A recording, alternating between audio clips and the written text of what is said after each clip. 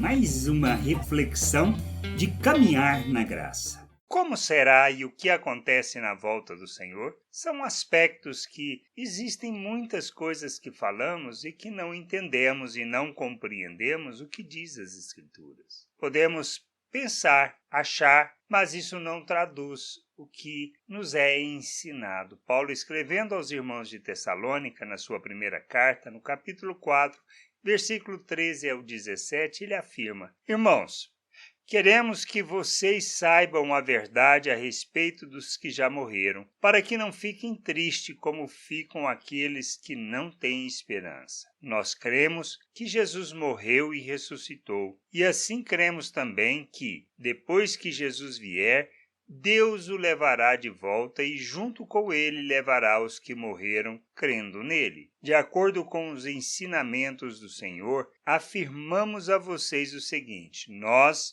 os que estivermos vivos no dia da vinda do Senhor, não iremos antes daqueles que já morreram, porque haverá o grito de comando e a voz do arcanjo e o som da trombeta de Deus. Então o próprio Senhor descerá do céu, aqueles que morreram, crendo em Cristo, ressuscitarão primeiro. Então nós, os que estivermos vivos, seremos levados nas nuvens junto com eles para nos encontrarmos com o Senhor no ar. E assim ficaremos para sempre com o Senhor. O que Paulo está dizendo? Que quando morremos nós vamos para o Senhor de imediato? Não, nós ficamos como quem dorme, é isto que ele afirma, e ele afirma isto em outras cartas, ensinando acerca disso. Nós não precisamos pensar diferente disso. Ele diz que primeiro haverá os sinais, o tocar da trombeta, primeiramente aqueles que dormem, ou seja, que morreram, ressuscitarão, e depois nós seremos transformados juntamente com eles e levados para o ar, ou seja, para nos encontrarmos com o Senhor.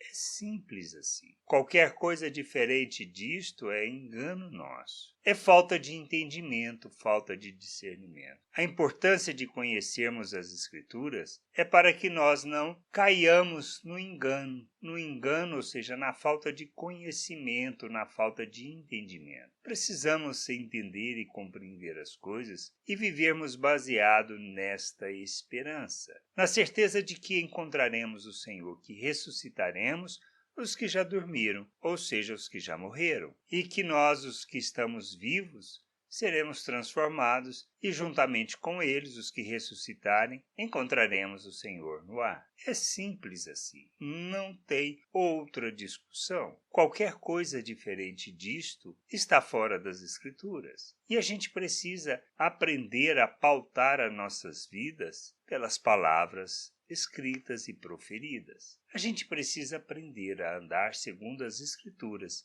segundo o que elas nos falam. E não só neste aspecto, mas em tantos outros que há de instrução da maneira de viver, da maneira como devemos andar neste mundo que agrada a Deus. E deixarmos a nossa religiosidade de lado e vivermos plenamente o reino de Deus, praticando a verdadeira adoração, que não está no cântico, mas na maneira como nós vivemos. Nós precisamos entender que adoração não é só cântico, mas uma vida dedicada que traduz a vontade de Deus, que revela Ele ao mundo.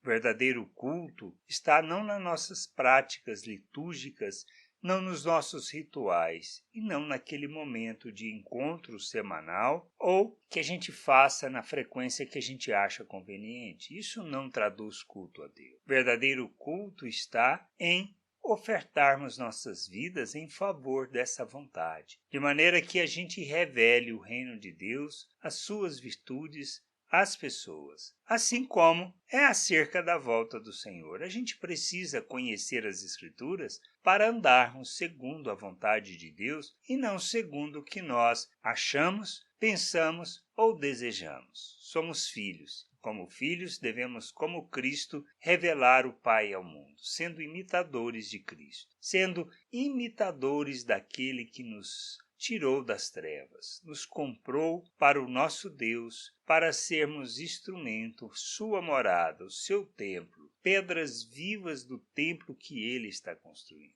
Que a gente entenda, compreenda e que possamos viver o reino de Deus através da família de Deus neste mundo. Graça e paz sobre a tua vida. Amém. Você acabou de ouvir uma reflexão de Caminhar na Graça. www.caminharnagraça.com. Acesse o site.